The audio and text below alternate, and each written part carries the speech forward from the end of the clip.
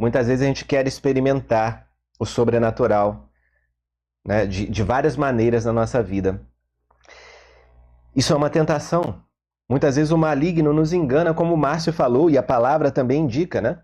Quando a gente tenta demais, através de uma curiosidade, querer saber de coisas, querer ter dons extraordinários, às vezes a gente até se afunda em práticas não católicas, quando a gente busca excessivamente essas coisas, né? Não deve fazer parte da busca de um católico esse tipo de prática. Outra tentativa de experimentar o extraordinário é quando a gente quer ser como Deus. O pecado de Adão e Eva, né? Nessa soberba, nesse orgulho. Mas no mundo moderno, essa tentação parece que cresceu ainda mais. Quando a gente quer ter o controle sobre tudo, a gente quer saber de tudo, a gente quer ter informação sobre tudo e controlar como se fôssemos Deus. Controlar toda e qualquer atividade da nossa vida. Nós queremos ter milimetricamente definida todas as nossas metas e atingir perfeitamente tudo aquilo.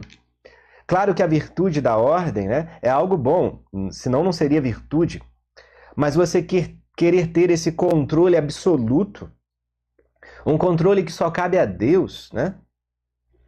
Isso nós não teremos e nunca teremos na nossa vida. Uma maneira de alcançar um pouco de paz é permitir que Deus seja Deus na nossa vida. É entender que tudo que Ele está fazendo, muitas das coisas que Ele faz, né, são desconfortáveis, são inesperadas, estão fora do nosso plano. Mas se a gente começar a perceber que Ele está agindo, que Ele está dominando todas as coisas e modificando tudo para o bem daqueles que o amam, a gente encontra um pouco de paz e a gente faz as nossas tarefas entendendo que somos auxiliares de Deus por permissão e graça dele. Porque Ele nem precisa desse nosso auxílio, mas Ele quer precisar, entre aspas, né? Porque Ele é bom, como um pai amoroso, que quer ver aquela criança se desenvolvendo. E ali nas nossas várias atividades, né? Trabalhando numa escola, sendo pedreiro, arquiteto, mexendo com obras, trabalhando com a educação, com a psicologia, com a psiquiatria, estudando, você que é jovem, na atividade que você faz aí. Quando você entrega a Deus, você é aquela criança que Jesus quer que se aproxime dele. Você está entregando como a criança entrega para o papai aquele desenho que ela fez um pouco rabiscado, sabe? Às vezes a nossa vida está um pouco como um rabisco. Ainda não tem muito sentido. Às vezes tem um erro de português naquela frase que a gente escreveu para o nosso papai. Mas a gente entrega aquele desenho que às vezes a gente amassou com o braço sem querer, a gente borrou, né? Eu sou canhoto, eu escrevo com essa mão esquerda, né? E eu sempre tive esse drama de quando eu ia desenhar alguma coisa, eu gosto muito de desenhar, né? Mas eu tinha o drama de quando eu escrevia, a minha mão esquerda ia passando por cima do que eu escrevia, do que eu desenhava, do que eu pintava. E muitas vezes aquilo que estava tão bonito, eu passava a mão por cima daquilo. Às vezes a mão um pouquinho molhada, né?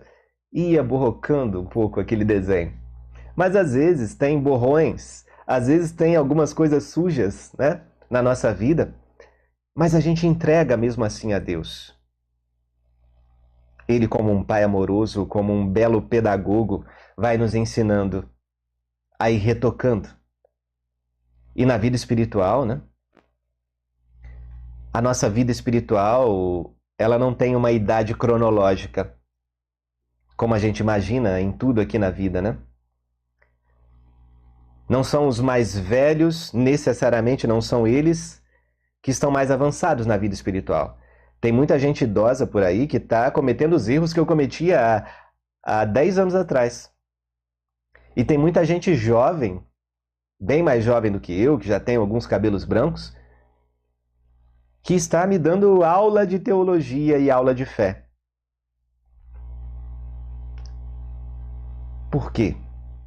Porque o avanço espiritual, ele acontece na medida da abertura do coração de cada um de nós. Deus é bom o tempo todo.